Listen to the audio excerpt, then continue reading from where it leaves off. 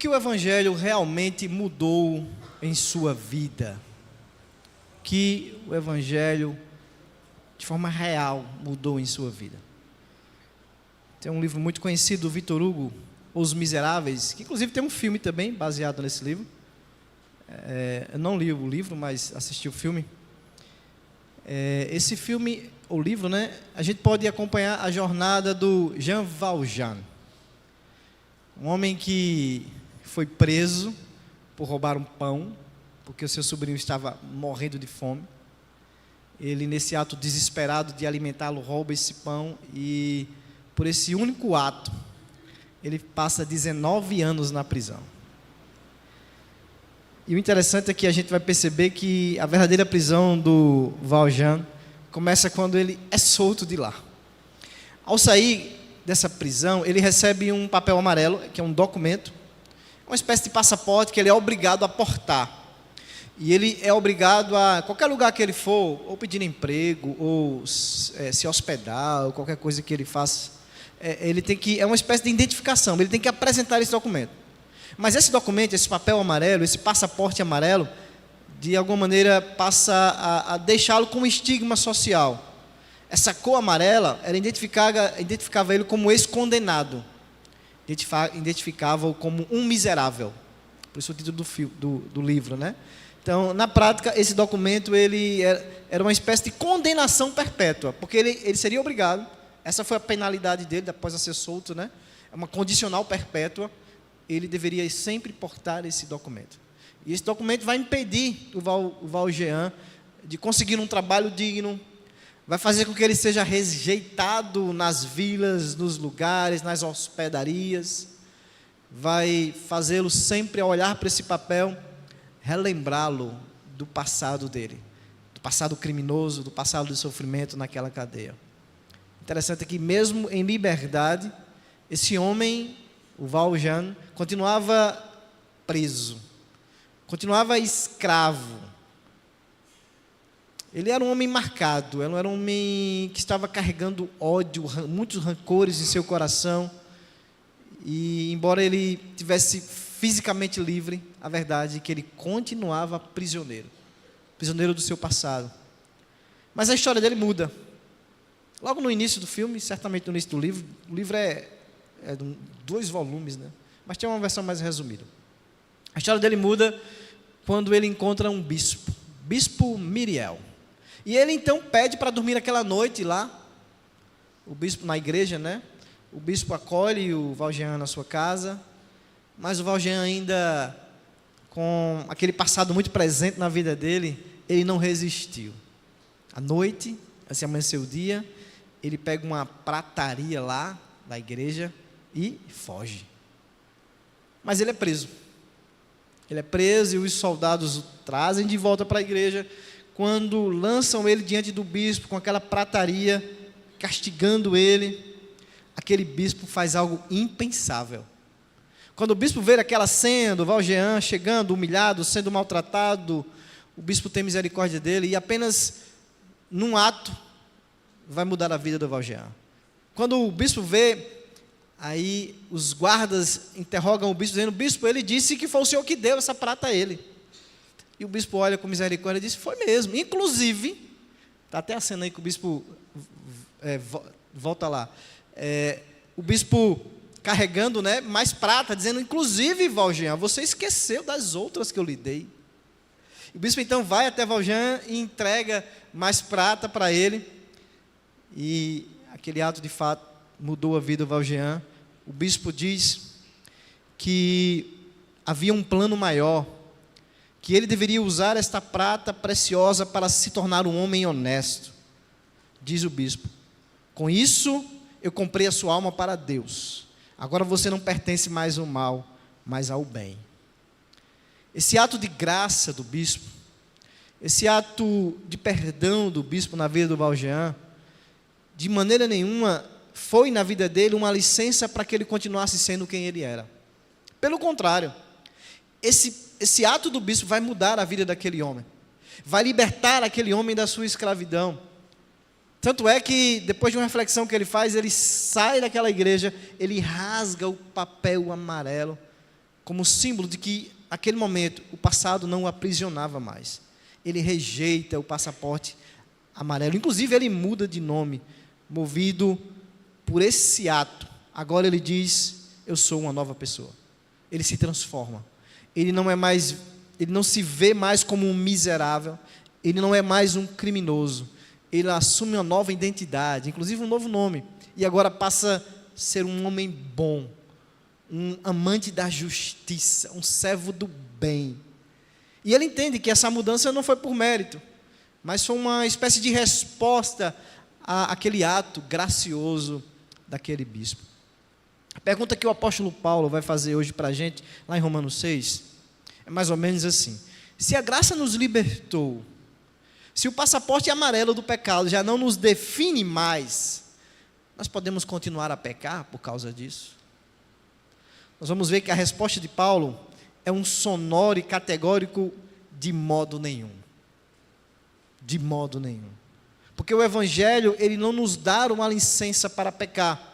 Não. Ele nos liberta da escravidão do pecado, mas para nos tornar escravos agora de Deus, servos de Deus. Nós continuamos hoje a nossa nova série de mensagens, a boa notícia, o Evangelho, verdades sobre o Evangelho. E hoje nós vamos falar sobre o Evangelho que transforma. O Evangelho que transforma, Romanos 6, 15 a 19. Romanos 6, 15 a 19, acompanhe aí nos slides. E então, haveremos de pecar porque não estamos debaixo da lei, sim da graça?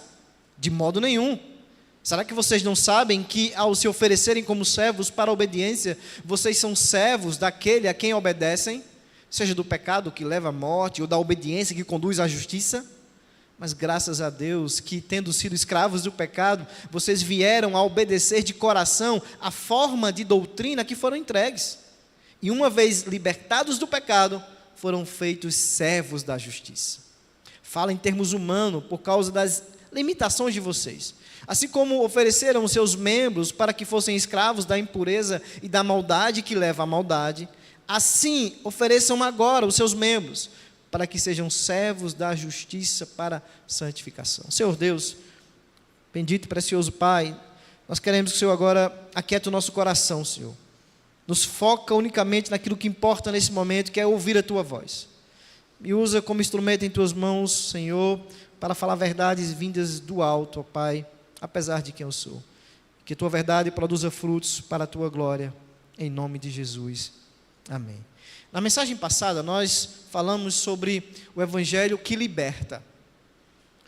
E falamos que o Evangelho é uma mensagem da graça, o Evangelho é uma notícia. A notícia de que somos pecadores miseráveis, a notícia de que não merecemos nada de Deus, é a notícia de que Deus, por sua graça e misericórdia, vem ao nosso encontro e nos resgata para si, sem que para isso tenhamos feito absolutamente nada. Na verdade, o que merecemos é a sua justiça, é a sua condenação, é a sua ira. A boa notícia do Evangelho. O Evangelho é a notícia, não um conselho. Foi isso que trabalhamos no domingo retrasado. É pura graça.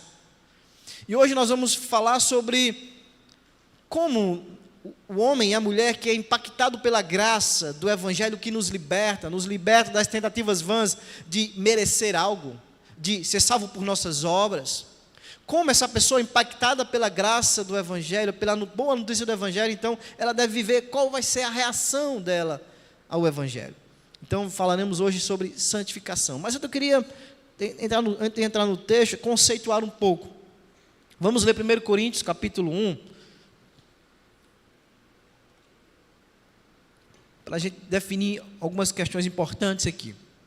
Paulo diz assim, no verso 2: para a igreja de Deus que está em Corinto, aos santificados em Cristo Jesus, chamados para ser santos, com todos que em todos os lugares invocam o nome do nosso Senhor Jesus Cristo, Senhor deles e nós. Veja, esse verso é muito interessante, porque dá para a gente trabalhar dois aspectos importantes da salvação. O primeiro é santificação posicional. Meu irmão, todo crente, todo aquele que confessou Jesus como Senhor e Salvador da sua vida, a Bíblia diz que ele é um santo. Antes inimigo de Deus, Antes um injusto, um ímpio, agora declarado santo. Isso é o que a Bíblia diz. Veja, Paulo, ao olhar para a igreja de Corinto, que tinha muita coisa complicada lá, era uma bagunça, não era pecado por cima de pecado, e mesmo assim, ele diz, vocês são santos. Eu estou falando para santos, pessoas que estão santificadas em Cristo. Santo quer dizer separado, povo de Deus separado para Ele. Nós mudamos, por isso que é a santificação posicional. Antes éramos inimigos, condenados, ímpios, injustos. Agora, por causa da obra de Cristo, nós somos declarados santos. Mudamos de posição, mudamos de status diante de Deus por causa da obra de Cristo. Todos somos chamados de santos. Diferente da teologia católica, que diz que um santo é uma pessoa que é canonizada depois da morte. Mas não é isso que a Bíblia nos ensina. Ouvindo Paulo Ricardo, um padre muito famoso nas redes sociais, falando sobre isso, inclusive agora nós tivemos a canonização, né, do Carlos Acutis, o jovem de 15 anos, ele diz assim: a salvação está disponível para todos, para tanto existe o purgatório. Veja, já a santidade é para poucos. Pois o santo é aquele que viveu de tal forma a vida em Cristo, que não necessitou do remédio do purgatório e ao morrer foi direto para o céu. Então, os católicos, eles fazem essa distinção do salvo para o santo. Para eles, santos são aqueles, como o padre Paulo Ricardo disse, que viveram uma vida ilibada. E isso deixa claro, numa fala de um frei, que eu também captei na internet, mas eu não lembro o nome dele, falando sobre justamente o Carlos Acutis, né? Diz assim ele, pesquisaram tudo na vida do Carlos Acutis e não encontraram uma vírgula de que ele entrou em alguma coisa indecente. Então, a ideia é, esse homem, esse menino, viveu a vida inteira e não cometeu uma falha. Impossível. Impossível.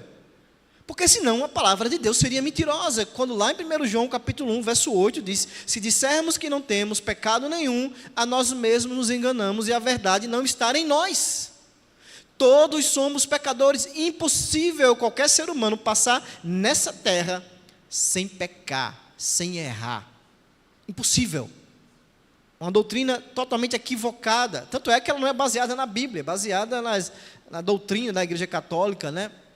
Então, todo crente em Cristo Jesus, Paulo diz aqui, aos santificados em Cristo Jesus. Todos nós somos santificados em Cristo Jesus, logo somos chamados de santos. Mas há também um aspecto importante da santificação. Um é a posição. Agora nós não somos mais condenados, ímpios e injustos, somos declarados santos por causa de Cristo Jesus. Mas também há o aspecto do processo da santificação. Paulo diz, aos santificados em Cristo Jesus, chamados para ser santos. Parece até contraditório. Como é que um cara que já é santo é chamado para ser santo, né? Mas essa é a ideia.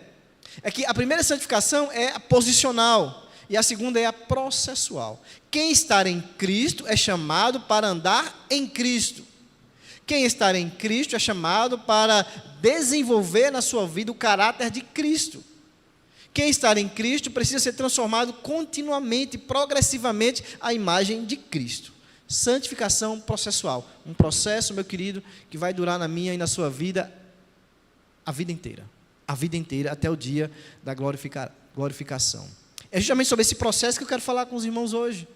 Pois o Evangelho, ele nos liberta da escravidão do pecado. Ele nos liberta da culpa. Ele nos liberta das tentativas vãs de nos salvar por nós mesmos, pelos nossos esforços, mas Ele também nos transforma. Ele nos faz uma nova criatura. E Paulo acabara de falar no capítulo 5, lá de Romanos, sobre o Evangelho da graça, a justiça de Cristo imputada em nós. No capítulo 5, verso 19, Paulo diz assim, porque como pela desobediência de um só homem muitos se tornaram pecadores, assim também por meio da obediência de um só, muitos se tornarão justos. A obediência de um só, Cristo, muitos se tornarão justos. A lei veio para que aumentasse a ofensa, mas onde aumentou o pecado, em algumas traduções, onde superabundou o pecado, né? Superabundou também a graça. A fim de que como o pecado reinou pela morte, assim também a graça reinasse pela justiça que conduz à vida eterna por meio de Jesus Cristo nosso Senhor. Veja, Paulo está argumentando que a salvação é por meio da graça. Onde abundou o pecado, superabundou a graça. E alguém podia pensar, então tudo bem. Se onde abundou o pecado, superabundou a graça, isso quer dizer, quanto mais eu pecar, mais graça eu vou receber. E Paulo, já pensando que alguém poderia ter essa interpretação equivocada, ele vai dar a resposta já no capítulo 6, mas aí a gente vai então para o verso 15, que também é quase com repetição do verso 1 do capítulo 6. Que ele diz assim, no verso 15 do capítulo 6. E então, já que você foi salvo pela graça, e então, já que onde abundou o pecado, superabundou a graça, já que você não fez nada para se salvar, havemos de pecar porque não estamos debaixo da lei, e sim da graça? Ele diz, de modo nenhum. Essa expressão no grego é mais ou menos assim, você está doido, é? É mais ou menos, você fica louco, é? Você não entendeu, não é? Não é porque a gente foi salvo pela graça que devemos viver uma vida de pecado. Claro que a solução de Deus, após salvação, não é a destruição completa do pecado em nossas vidas. Não. Deus não arranca a presença do pecado em nossas vidas. Mas Ele faz cada um de nós morrer por meio de Cristo para o pecado. Até a santificação nossa, até esse processo de santificação nosso se dá em nossa vida por meio da graça também. Porque se a gente confiar na nossa força, se a gente confiar na carne, né, certamente a gente vai ser vencido pelo pecado. Só mediante a união com Cristo é que a gente pode ver uma vida que não é mais escrava do pecado, que o pecado não tem mais domínio sobre nós. Nós não estamos mais debaixo da lei. Mas em que sentido isso? No sentido da maldição da lei. Calvino é bem claro em relação a isso, quando ele diz assim, a única parte da lei que foi removida por Cristo, desculpa o C aí minúsculo, é a sua maldição procedente de sua quebra, a qual estão sujeitos todos aqueles que não se acham sob o domínio da graça de Cristo. Nós não fomos libertos da obrigatoriedade de obedecer à lei. O que muda é a motivação da obediência. Nós somos libertos, nós não estamos mais debaixo das consequências da desobediência à lei. Mas, chegando diante de Cristo, sabendo que fomos salvos pela graça, e perguntando a Ele como nós devemos viver uma vida que o agrade, Ele vai dizer que você quer viver uma vida que me agrade, meu filho, minha filha, obedeça à lei. A lei, ela não serve, nunca serviu de caminho para chegar à salvação. A lei, ela sempre mostrou ao povo, e sempre mostra atualmente, a nossa incapacidade de ser salvo por meio dela.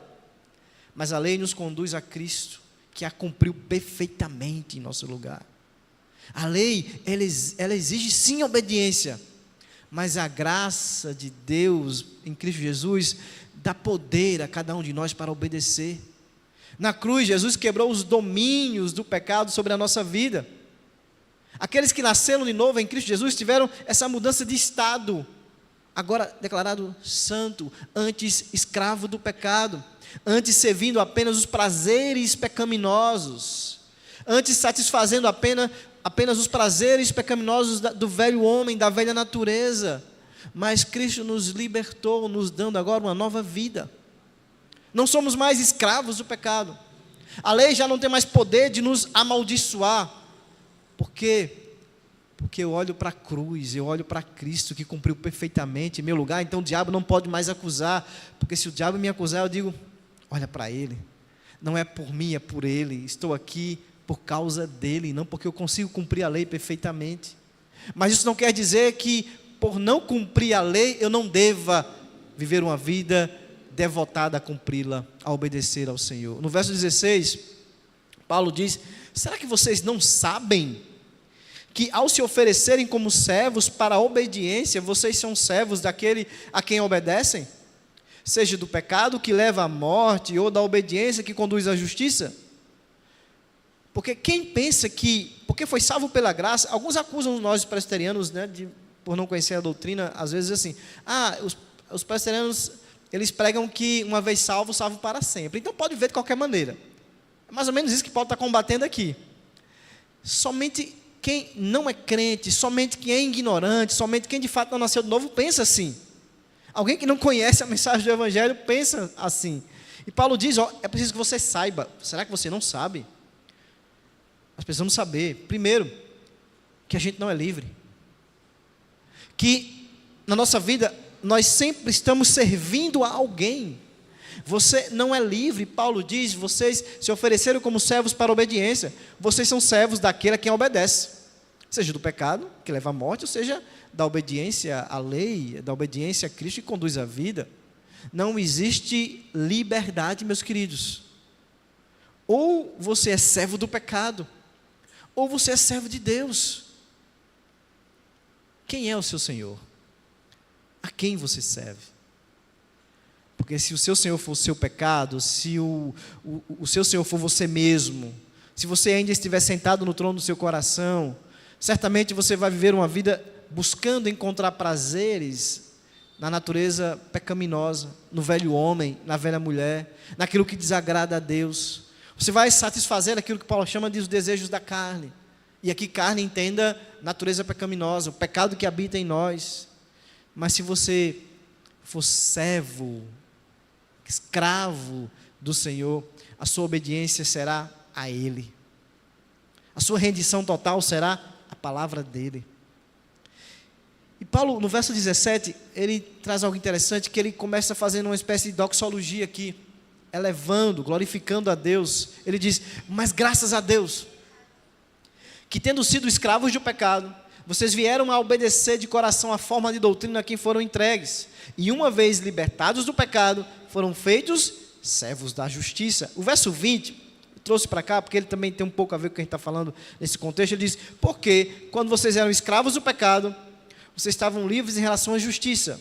Vocês não deviam nada a Deus, porque a justiça, se vocês eram escravos do pecado, óbvio, vocês não iam obedecer a lei, vocês iam obedecer o pecado. Paulo diz, mas graças a Deus. Paulo está querendo dizer o seguinte, mas graças a Deus mesmo. Graças a Deus que vocês eram escravos do pecado, vocês viviam para si mesmos, vocês eram escravos do mundo, escravos do diabo, escravos de vocês mesmos, da natureza pecaminosa. E se dependesse de vocês, sabe quando vocês quebrariam as algemas? Sabe quando vocês sairiam da prisão? Nunca. Mas graças a Deus, foi Ele quem veio em direção de cada um de nós. Foi Ele que deu passos largos na direção de miseráveis pecadores como nós. Ai de nós se não fosse a sua graça. Ainda estávamos certamente jogados no lamaçal do pecado. Estávamos tendo prazer na lama do pecado. O próprio Paulo diz lá em Romanos capítulo 3, pois todos pecaram e carecem da glória de Deus. Todos pecaram, todos somos miseráveis, pecadores. Mas Paulo diz outra coisa no verso 24, capítulo 3, sendo justificados gratuitamente por sua graça, mediante a redenção que há em Cristo Jesus, justificados, declarados justos, declarados inocentes, mediante Jesus Cristo. A redenção, a libertação, redenção quer dizer libertar, quer dizer comprar um escravo e libertá-lo. Nós éramos escravos do pecado, mas agora não somos mais. Todos os que uma vez foram libertos do pecado, agora não mais servem a Ele. Agora não respondem a Ele como se Ele fosse o seu Senhor. Meus queridos, naturalmente, a tendência de qualquer pecado é nos escravizar. E tudo começa com uma pequena permissão. Você mente a primeira vez, se constrange, tal. Você mente a segunda, é um pouquinho abalado. Aí a terceira já parece mais natural, e a quarta vai, e aí vai. Aí você... Não, eu vou olhar só essa vez esse vídeo pornográfico aqui, é só uma vez, só uma. Aí olha a primeira, olha a segunda, e aí se encontra viciado. Meus irmãos, pecado que é só uma brechinha para entrar em nossa vida e fazer morada. Mas aquele que não é mais escravo do pecado, aquele que não mais tem o pecado como seu Senhor, ele é diferente. Ele sabe que, ainda que o pecado bata na porta, ainda que haja possibilidade da queda, ele não vive na prática deliberada do pecado, porque ele é uma nova criatura. E Paulo vai dizer uma coisa interessante, lá no verso 21 do capítulo 6 ainda, quando vocês eram escravos do pecado, vocês faziam coisas vergonhosas. Coisa que vocês lembram agora e vocês sentem vergonha. Ele fala no verso 21, naquele tempo que vocês eram escravos, que frutos vocês colheram? Somente as coisas de que agora vocês se envergonham, porque o fim delas é a morte.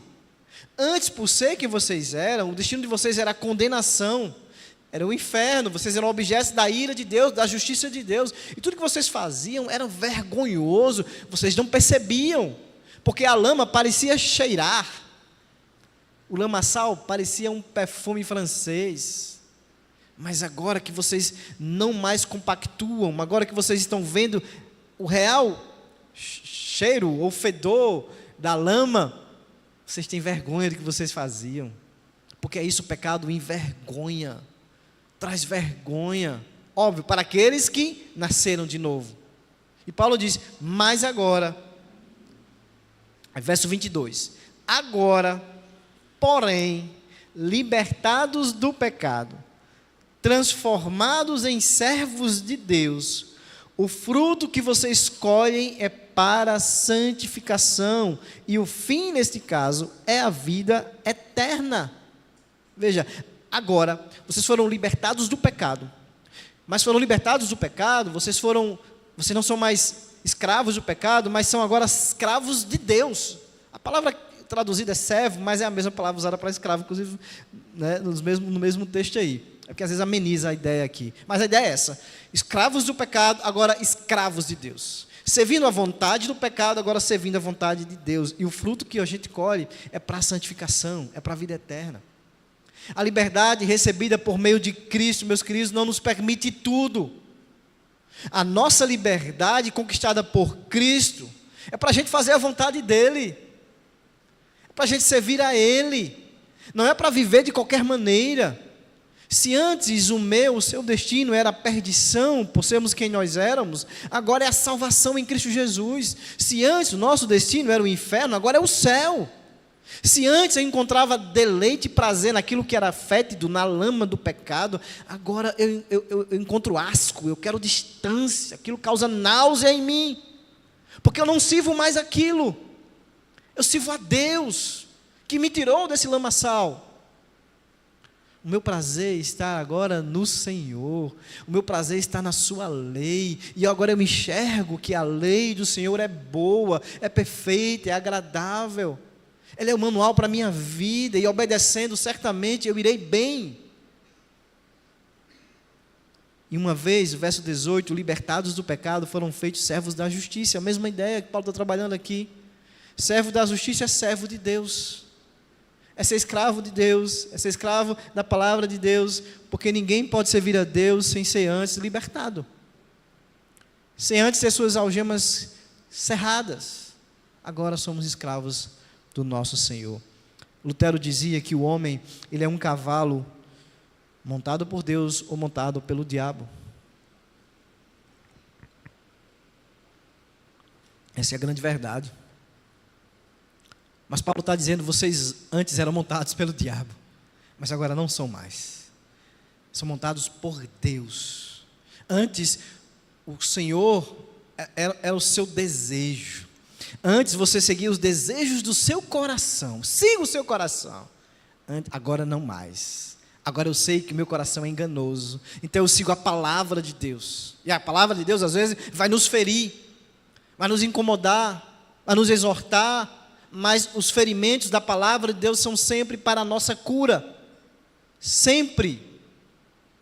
Antes vivíamos para nós mesmos, agora vivemos para Deus. Somos escravos da justiça. Cristão é o homem que deu o domínio total de sua vida a Cristo e não reserva nada para si. E ninguém que tenha feito isso pode pensar em usar a graça como uma desculpa para viver uma vida de pecado. Para nós crentes, para nós transformados, a liberdade não significa indolência. Liberdade não significa licença para viver de qualquer maneira. Não. Significa oportunidade para obedecer a Deus, para servir ao Senhor. É impossível, meus queridos, é impossível que vivamos sujeitos ao pecado depois que a graça de Deus passou a reinar na nossa vida. Impossível. Claro que o pecado vai ser um acidente em nossas vidas. Como eu falei, é processo de santificação. Ele vai ser um incidente. É como andar 1000 quilômetros e furar um pneu. Mas eu não posso furar o pneu a cada 10 quilômetros. Ele vai ser um incidente. E é possível, claro, porque é um processo, como eu falei. Paulo, verso 19, ele vai dizer: falo em termos humanos, por causa das limitações de vocês. Assim como ofereceram seus membros para que fossem escravos da impureza e da maldade que leva à maldade, assim ofereçam agora os seus membros para que sejam servos da justiça para a santificação. Antes você servia ao pecado de corpo e alma. Você servia de corpo e alma, mas agora é diferente. Se antes o meu corpo estava totalmente devotado a servir ao pecado, ele estava devotado nessa missão de realizar os meus desejos pecaminosos. Agora não mais. Agora o meu corpo, a minha mente, os meus desejos, os meus sonhos estão engajados na missão de servir a Deus. Estão engajados na missão de sermos mais santos. Isso é santificação, é o processo que não é acabado nessa vida. Mas é melhor viajar com esperança do que ficar parado. Tem que sair do canto. Tem que viajar, tem que andar. Mas é um processo, entendo, longo. Falharemos, como eu falei, mas vamos levantar e seguir adiante, sabendo que servimos a um Deus que é misericordioso. Por fim, no verso 23, Paulo diz: porque o salário do pecado é a morte, mas o dom gratuito de Deus é a vida eterna em Cristo Jesus, o nosso Senhor. Tinha uma coisa interessante nesse último verso, é que ele usa a palavra salário, né? A palavra salário está relacionada à origem da palavra salário a um pagamento que era dado aos soldados. Veja, alguém que tem o pecado como general, o seu salário vai ser a morte. O salário do pecado é a morte. E aqui em todos os aspectos. Morte física, morte espiritual, morte, a separação com Deus. Mas você percebe que quando Paulo fala de justiça, ele não fala de salário. Porque o salário do pecado é a morte. Se você tem um general como o seu senhor, o que você vai receber em troca é a morte. Tudo certo. Mas o dom gratuito de Deus é a vida eterna em Cristo Jesus, o nosso Senhor. Ele não fala de mais o salário da salvação, não. Ele fala dom gratuito, porque não é merecimento, é dom, é dádiva. E o interessante é que essa palavra dom, ela era usada quando o imperador completava ano e ele dava uma espécie de bônus para o seu exército. Aquele exército, aqueles soldados não fizeram nada. Era simplesmente o dia do aniversário do imperador e ele então os presenteava com um dinheirinho a mais. Eles não tinham feito nada para ganhar esse dinheiro. Então Paulo está querendo dizer o seguinte: o pecado sempre vai fazer com que o pecador mereça morte, condenação, juízo. Mas Deus, por meio do nosso Senhor Jesus Cristo, por sua graça e misericórdia, nos dá vida eterna. O dom gratuito, foi gratuito, é gratuito, não fizemos nada. O dom gratuito em Cristo, que consoladora verdade, meus queridos, que consoladora verdade. O pecador que fugiu para Deus, que se lançou nos braços de Cristo em busca de refúgio, ele recebe mais por menos, ele recebe a vida eterna por nada. Não fez nada, absolutamente nada. Assim, o pecado paga um salário, porque ele merece a morte. Mas Deus dá um dom gratuito, a vida eterna, para aqueles que não merecem. Deus não deve nada para ninguém, é graça, graça. Diante dessas verdades libertadoras, eu quero lhe fazer algumas perguntas. Primeira, quem domina os seus pensamentos? Santificação, meus queridos, começa na mente. A luta começa na mente. O que tem consumido a sua mente diariamente? Você fica colocando na sua mente, você fica o dia inteiro nas redes sociais sendo alimentado com aqueles vídeos do TikTok, aqueles vídeos rápidos, pornografia. Você fica trabalhando na sua mente sentimentos de vingança, de ira, inveja, de amargura. O que é que tem dominado os seus pensamentos? Paulo, por meio de Cristo, da sua palavra, trazendo para mim e para você essa noite, ofereça a sua mente como serva da justiça. Por meio da leitura da Bíblia, por meio da oração, por meio de conversas sadias com homens, com mulheres piedosas, tementes a Deus que podem lhe ajudar. Busquem conteúdos que edificam nas redes sociais, não se contaminem com essas ideologias que tentam captar e capturar as suas mentes. Segunda pergunta: o seu corpo é um instrumento de santidade? Porque se você foi transformado pelo Evangelho, se você antes era escravo do pecado, e seu corpo estava nessa missão de realizar os desejos do seu coração, satisfazer os desejos da sua carne, meu querido, agora é diferente. Agora ele está engajado em outra missão, que é de obediência a Deus. Pense em alguns hábitos físicos aí, que precisam ser mudados na sua vida. Pode ser, inclusive, usar a língua para fofocar, viu? O nosso corpo, a língua faz parte. Pode ser o uso dos olhos para conteúdos impuros. Pode ser o uso das mãos para roubar aquilo que não é seu, para praticar o mal. E pode ser, inclusive, a sua inércia. Não, pastor, eu não estou fazendo nada de errado, mas está fazendo o que é certo? Você está parado no tempo, você não faz nada, você está inerte, igual uma pedra. O que você deveria mudar hoje na sua vida? O que o seu corpo estava fazendo que não agradava a Deus, que ele precisa, a partir de hoje, lutar para fazer para agradar a Deus.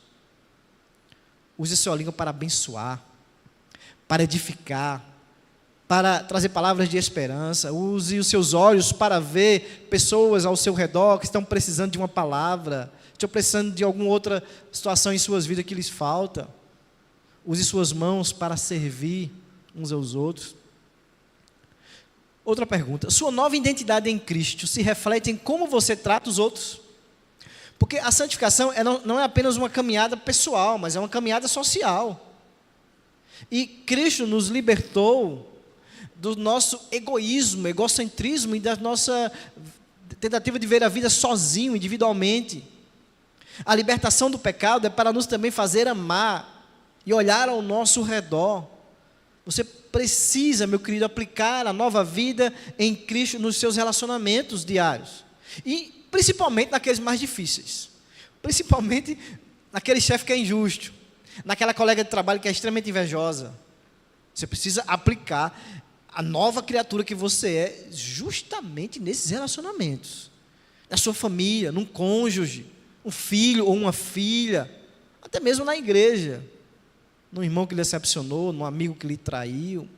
São nessas horas que nós devemos demonstrar que não somos mais os mesmos, que não somos mais vingativos como éramos, que agora nós levamos sim desaforo para casa, não tem problema, que agora eu perdoo, que agora eu amo, que agora o que é meu não é somente meu e pode ser seu, que agora eu tenho paciência quando eu não tinha, que agora eu sou manso quando eu não era. Nós precisamos expressar isso na nossa vida prática, no meio das pessoas.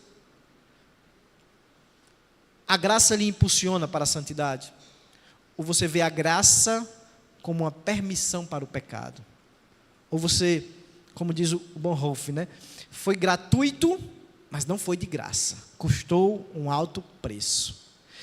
Você barateia a graça? É de graça. Porque normalmente aquilo que é de graça a gente não valoriza muito, né? Mas nós estamos falando do sangue do Cordeiro. Nós estamos falando do próprio Deus encarnado, se humilhando, se fazendo gente, sendo humilhado por pecadores que mereciam o seu juízo. E mais ainda, bebendo o cálice da ira de Deus no meu e no seu lugar. E você barateia tudo isso? Se alguém se considera crente, mas vive numa prática constante do pecado, se você é essa pessoa, você deve se perguntar se você realmente foi convertido por Deus.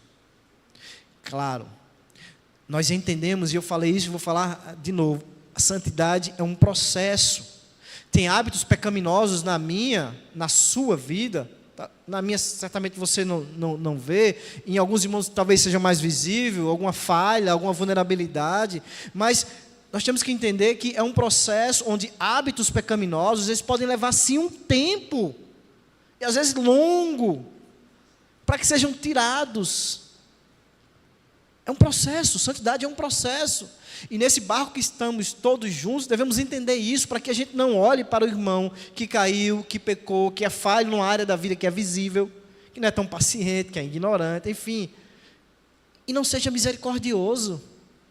Porque para ele, aquela área que é visível para você, é uma área que ele precisa trabalhar. Mas se nós olharmos para dentro da gente, todos nós temos áreas vulneráveis, todos nós temos aquilo que nós precisamos todo dia entregar. Deus, me ajuda, Deus. Controla a minha língua, Senhor. Não é? Então, todos nós estamos no mesmo barco, meus queridos. Estamos nesse processo que é longo, duradouro, e certamente não acabará nessa vida. E você que está me assistindo, ou está aqui comigo, e ainda não foi liberto da escravidão do pecado. Você que ainda não entendeu que você é um miserável pecador, que você precisa confessar os seus pecados diante do Senhor e se libertar dessa tentativa de se salvar por si mesmo. Renda-se a Cristo, se prostre diante dEle e reconheça Cristo como seu único e suficiente Salvador. Somente Ele pode quebrar as agarras do pecado em você, quebrar as algemas que lhe aprisionam ao pecado, lhe dar uma nova vida e transformar a sua vida, porque o Evangelho liberta. Somente Ele pode te libertar. No final, eu não vou contar a história toda não, até porque tem muitos detalhes e muita água aqui no copo. A vida de Jean Valjean nos mostra que aquele ato do bispo na vida dele foi impactante. Mas aquele ato de graça e misericórdia na vida dele, jamais ele usou como desculpa para não ser um novo homem. Mas aquele ato foi libertador na vida dele. O gesto do perdão do bispo libertou o Jean Valjean do passado dele, da escravidão do passado dele. E ele se torna um homem bom, gente. Um homem bom. Assistam o filme, vocês vão adorar. Tem no YouTube, tem no Amazon, tem em vários lugares. Os Miseráveis. Ele se tornou um servo bom, porque a graça o impactou. A graça o impactou de tal forma que o impulsionou a odiar aquilo que é mal e amar aquilo que é bom. Ele rasga o passaporte amarelo, até printei essa cena aqui, é quando ele sai da igreja e rasgou o passaporte. Esse pedacinho aqui na frente da tela é um pedaço daquele passaporte amarelo que ele joga para o ar. Ele rasga. Esse gesto do bispo foi decisivo para a vida dele. E quando ele sai da presença do bispo e ele entra numa sala, ele faz uma reflexão interessante. Ele diz: por que permitir que esse homem tocasse a minha alma e me ensinasse o amor? Ele me tratou como nenhum outro, ele confiou em mim e me chamou de irmão. Uma palavra dele e eu voltaria sob chicotes para a tortura. Ao invés disso, ele ofereceu-me liberdade. Aí já no finalzinho da reflexão dele, antes de ele rasgar, ele diz: escaparei agora daquele mundo, do mundo de Jean Valjean. Jean Valjean é nada agora, outra história deve começar.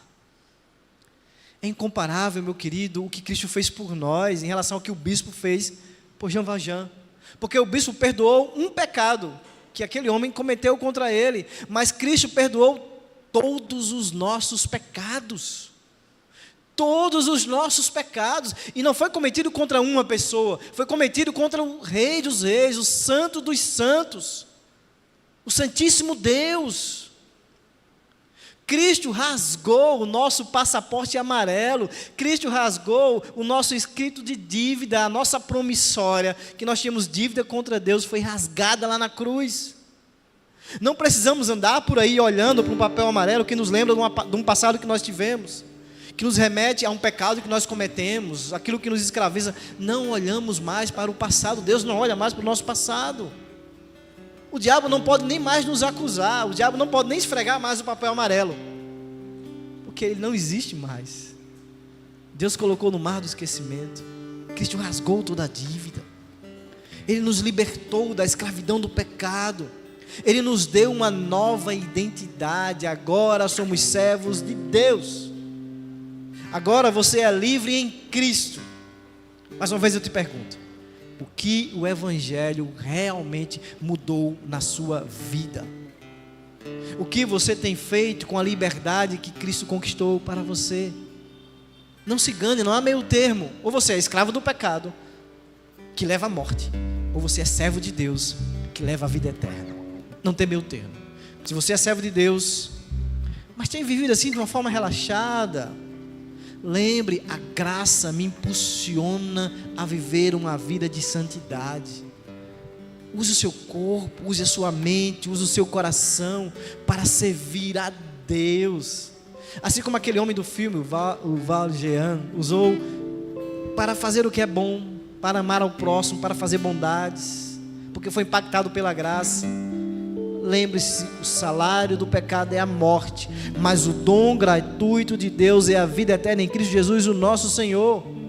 O pecado paga com a morte, mas Deus, meus queridos, nos dá vida. Não porque a gente merece, mas por causa da sua graça. Por causa da sua graça. Aceite esse dom, o dom da vida eterna, e viva como alguém que já foi libertado realmente. Rasgue, se você ainda olha para esse papel amarelo que te acusa de coisas que você fez, faça como o Val Jean.